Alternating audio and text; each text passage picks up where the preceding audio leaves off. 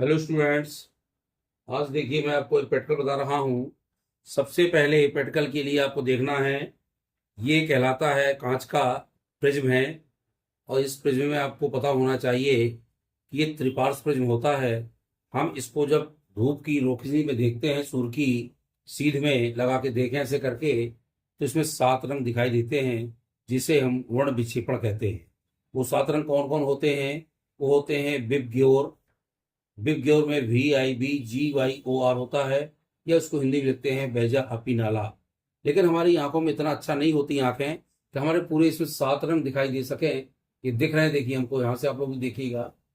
लेकिन अधिकतम आंखों को 7 रंग नहीं देख सकते, तो 3-4 रंग, जिसकी बहुत अच्छी आंखें हैं वो 3-4 रंग देख सकता है। जैसे मुझे 2 रंग 3 रंग दिख रहे हैं, ऐसे आप लोग देखें तो हो सकता है आपको 4 रंग दिखाई दें।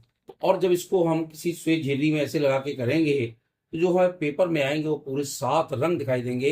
आप उसको बढ़िया समझ पाएंगे। जैसे वैसे होता है बैगनी, जा से जामुनी, नी से नीला, हा से हरा, और पी से पीला, और इसके बाद ना से नारंगी, और ला से लाल।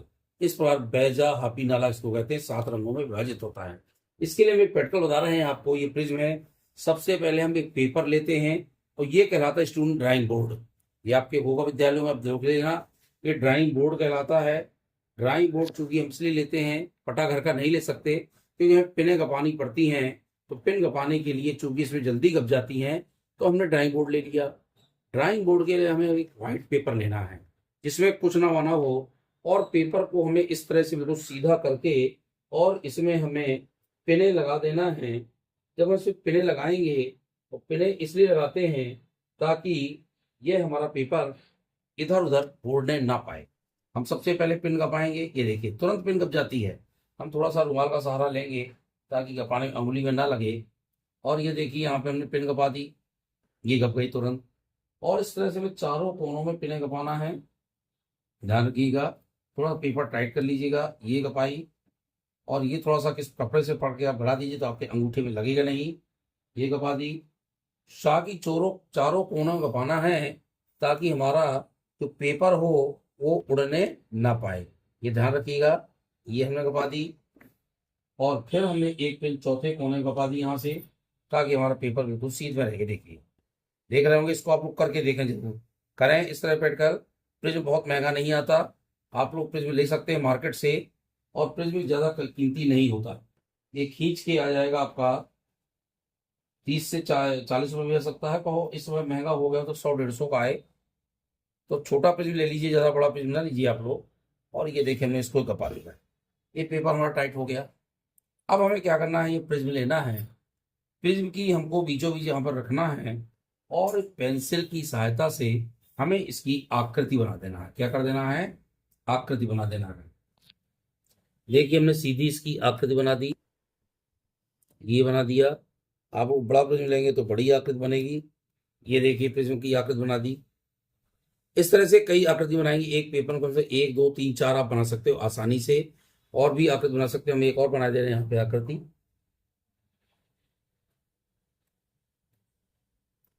आराम से बनाइएगा, कोई जल्दबाजी का काम नहीं है। प्रैक्टिकल आराम से किए जाते हैं, तो प्रैक्टिकल सीखेंगे तो ये हमारी बन गई आकृति। अब आकृति के बाद हमें क्या करना है? हमने पढ़ा है, जब कोई प्रकाश की किरण विरल माध्यम से, ये विरल माध्यम बाहर की तरफ विरल माध्यम है, और ये हमारा कांच है, इसको हम बीच में रखेंगे तो ये सघन माध्यम कहलाएगा। जब कोई प्रकाश की किरण हमारी विरल माध्यम से सघन माध्यम में प्रवेश करती है, तो वह क्या करती है? अवलंब की ओर झुकती है। झुकेगी, लेकिन हमको सीध में दिखाई देगी। हमें क्या करना है? इसको देखने के लिए, हम प्रकाश की किरण को देखने के लिए सबसे पहले 2 पिन उठाएंगे, और 2 पिनों को हम किसी भी एंगल में यहाँ पर खोसेंगे। किसी भी एंगल में लगा दें। थोड़ा सा यह ध्यान रखना कि एक सीध में आना चाहिए। हमने ये प्रिज्म का यहाँ रख लीजिए ताकि आपका गिरे ना। ये हमारा प्रिज्म है, इसको हमने इस एंगल, कोई भी एंगल लीजिए, और पटरी की सहायता से एक पिन आप थोड़ी सी दूरी में गपा दीजिए। यहाँ गपा दिया आपने। और दूसरी पिन को इसी की सीध में, चूंकि पटरी हमने क्यों ली कि ये सीध में गपे, इसलिए हमने पटरी की सहायता ली है। दूसरी पिन हमने यहाँ पे गपा दी। अब इसको रुमाल की सहायता से इनको टाइट कर दूंगा ताकि सीधी में रहे। देखिए, ये हमने पिन ली, ये गपा दी, और यहाँ पिन ली तो यहाँ पे कपा दी, तुरंत इससे कप जाती है। आप अंगूठे से कपा सकते हैं, लेकिन मैंने रुमाल का इसलिए सहारा लिया है ताकि आपके अंगूठे में लगने ना पाए। ये देखिए सीधे कपा दी और इसको भी तुरंत कप जाती है, क्योंकि शीशम का बोर्ड होता है, शीशम की लकड़ी में पिनें बहुत जल्दी कप जाती है। ये हमारी पेपर पिन है जो हम लोग स्कूल में, ऑफिस वगैरह में यूज करते हैं। ये पिनें हमने कपा दी। अब हम इसको प्रिज्म को यहाँ पर रखेंगे। ये हमने रखा, आकृति के ऊपर हमने रख दिया। अब हमको चौथी तीसरी पिन को, 2 पिन तो कब गई, अब तीसरी पिन हम लेंगे और तीसरी पिन को हमें इससे देखना है कि कहाँ पे सीध में आएगी। ये हमको पिन यहाँ से दिखाई दे रही है, ये 2 पिन सीध में है। आप ध्यान रखिए, पिन जब देखिएगा तो इस नीचे वाली नोक को मिलाइएगा, ऊपर की घुंडी बिल्कुल ना मिलाइएगा। ऊपर की घुंडी इधर हो सकती है, आप नीचे की पिनों को मिला करके पकड़े रहिए और तीसरी पिन इसके सीध में लगाइए। आपको समझ आ जाएगी कि प्रकाश सीधी रेखा कौन करता है। आप इसकी सीध में लगाएंगे तो आपको समझ आएगा निश्चित रूप से हमारी पिन कहीं पर सीध में लगी हुई है और तीनों पिनें हमें एक सीध में दिखाई देंगी। आपको देखना पड़ेगा, थोड़ा सा प्रयास करना पड़ेगा। ये पिन हमारी दिख रही है, तीसरी पिन जो जा रही है ये हमारी इसकी सीध में आ रही है और इसको सीध मिलाते हुए यहाँ पर कपा दीजिएगा। सीध में कपाना है, आपको नीचे झुककर टेबल कुर्सी में भी इसका प्रयोग कर सकते हैं। ये देखिए यहाँ पे नहीं आ रही सीध, यहाँ लगाई, यहाँ सीध में आ रही है। तो लगभग हमने तीसरी पिन यहाँ पर कपा दी और इसको भी आप टाइट कर दीजिएगा। फिर आप चौथी पिन लें और चौथी पिन को भी इसकी सीध में कपाइए। आपको उसके आगे कपाना तो आगे कपा लीजिए, लगे कि हमारी सीध में है। आप देख लीजिए, उंगली से पकड़ने का तरीका ये होता है और नीचे की नोक को हमें देखना है, नीचे की नोक ही देखेंगे ताकि हमें ये पिनें सीध में दिखाई दे।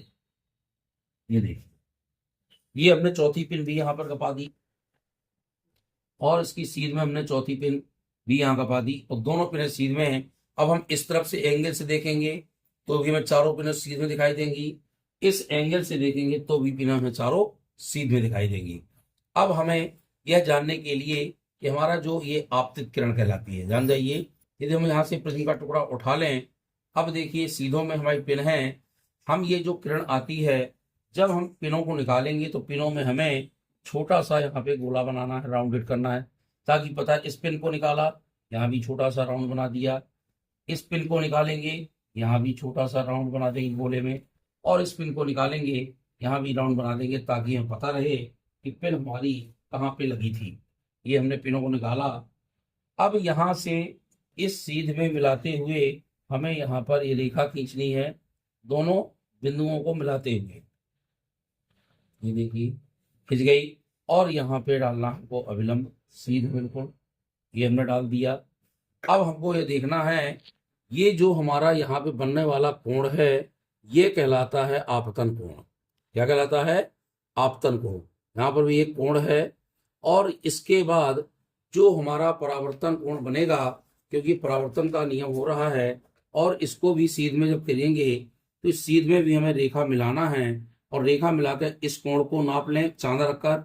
अभी चांदा मैंने रखा यहाँ पर, आप चांदा रखने तरीका होता है काली बिंदु को यहाँ मिलाएं और इसको कोण देखें कितने डिग्री का है और यहाँ लाइन खींच के फिर इसको देखें। जब लाइन खींच लेंगे तो इस कोण को देखें। आपका यदि यह कोण और यह कोण दोनों बराबर आ रहे हैं तो आप जानिए प्रकाश का परावर्तन का नियम सॉलिड सिद्ध हो रहा है। ये प्रकाश का परावर्तन का नियम कहलाता है। ये क्योंकि आपतित किरणें आ गई, यहाँ टकराई अविलंब से होकर के फिर अपने मार्ग पर वापस चली गई। अपने मार्ग पर वापस जाने मतलब हमारी रेखा सीध में चली गई। तो प्रकाश एक सीधी रेखा गमन करता है, इससे हमारा परावर्तन का प्रयोग सिद्ध होता है। इसमें देखने के लिए ये देखिए चांदा यहाँ पर है, ये चांदा हमने लिया और उल्टा करके थोड़ा सा यहाँ रखेंगे। यदि हम चांदा को रखें ऐसा करके, इसको उल्टा रखें ताकि ये बिंदु का चांदा यहाँ मिल सके हमारा। ये मिला और हमने कोण देखा कितने डिग्री का, 25 का है। तो इस तरफ रखेंगे तो जो रेखा वो है हमारे 25 का ही कोण आना चाहिए। यानी आपतन कोण का मान सदैव परावर्तन कोण के मान के बराबर होता है। ये आपने पढ़ा हो। आपतित किरण, अविलंब और परावर्तित जो किरण होती है ये एक ही तल में होती है, यानी एक ही तल में सब होते हैं और इनके दोनों के कोण इक्वल होते हैं। यह आपको यहाँ से बनाना है। पहले इसकी रेखा बिंदु से खींच ले मिला करके और उसको मिला करके यहाँ का परावर्तन कोण देखें। ये आपका आपतन कोण है और ये परावर्तन कोण है। आपको इस तरह से इसका प्रैक्टिकल करना है। आप इसको करके देखें। ये प्रिज्म होता है और प्रिज्म की आकृति आपको बनाना है। जब आकृति बना लेंगे तो अपने किसी भी एंगल में दो पिनें सीध में लगवाइए, लेकिन स्केल रखकर, ताकि पिनें सीध में रहें। और इस कोण को नाप के रखिए पहले से कितने डिग्री कोण बन गया हमारा। आपने एंगल में अपनी ये लगाई, उसकी रेखा खींच लीजिए और एंगल का नाप लीजिए कितनी डिग्री कोण है। इस तरफ से आपको अपने आप फिर पिनें कपाना इसकी सीध में मिलाते हुए।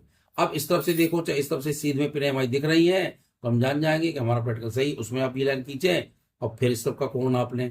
जब दोनों कोण नापेंगे तो ये दोनों एक दूसरे की क्या आएंगे, इक्वल आएंगे, और ये कहलाएगा हमारा परावर्तन का नियम। मैं इस तरह से आपको कांच की सिल्ली का भी प्रयोग बताऊंगा। कांच की सिल्ली के भी अब देखेंगे वो अपवर्तन का होगा, वह भी मैं सिखाऊंगा आपकी कांच की सिल्ली का। इस वीडियो को देखें और लाइक शेयर करें और चैनल को सब्सक्राइब करें। बहुत बहुत धन्यवाद।